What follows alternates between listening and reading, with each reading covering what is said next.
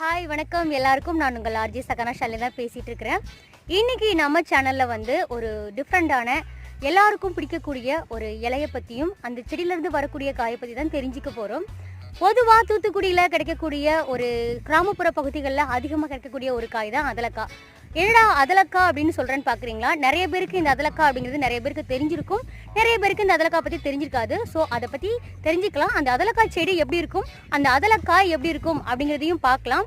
இந்த அதலக்காய் வந்து உடலுக்கு ரொம்பவே ஆரோக்கியமானது அப்படின்னு கூட சொல்லலாம்.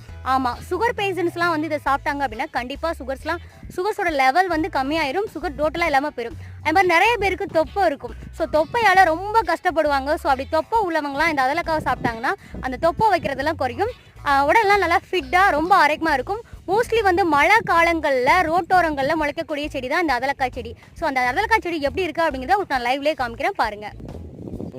நீங்கள் பார்த்துட்டு இருக்கீங்களா, இந்த செடி தான் வந்து அதலக்காய் செடி. இந்த அதலக்காய் செடியிலேருந்து இந்த மாதிரி காய்களை பறித்து தான் நம்ம வந்து அடுத்த வீடியோவில் சமைக்க போகிறோம். ரொம்பவே டேஸ்ட்டாக இருக்கும். பாகக்காய் வந்து கசப்பு தான், ஆனால் பழகி போனால் சுவைப்பு தான் சொல்லுவாங்களே, அந்த மாதிரி தான் இந்த அதலக்காய் வந்து கொஞ்சம் கசப்பாக இருந்தாலுமே சாப்பிட்றதுக்கு அவ்வளோ டேஸ்ட்டாக இருக்கும். கண்டிப்பாக நெக்ஸ்ட் வீடியோவில் இந்த அதலக்காய் எப்படி சமைக்கிறது அப்படிங்கிறது கண்டிப்பாக உங்களுக்காக அப்லோட் பண்ணுவேன். பார்த்தீங்கன்னா இந்த அதலக்காய் செடி இப்படி இருக்குமா?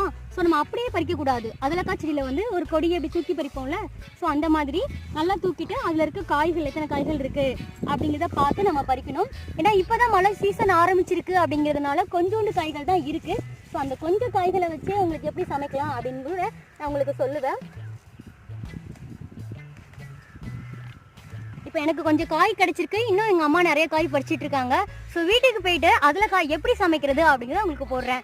இந்த வீடியோ பிடிச்சிருந்ததுன்னா லைக் பண்ணுங்கள், உங்கள் ஃப்ரெண்ட்ஸுக்கும் ஷேர் பண்ணுங்கள். அப்படின்னா தான் இந்த அதலக்காய் வந்து உலகம் முழுவதும் பரவும். ஸோ இந்த காயில் இவ்வளோ ஆரோக்கியம் இருக்குது அப்படிங்கிறது நிறைய பேருக்கு தெரிய வரும். ஸோ தேங்க்ஸ் ஃபார் வாட்சிங். உங்கள் ஃப்ரெண்ட்ஸுக்கு இந்த ஷேர் பண்ணி இந்த வீடியோ பிடிச்சிருந்ததுன்னா கண்டிப்பாக கமெண்ட் பண்ணுங்கள். டாட்டா.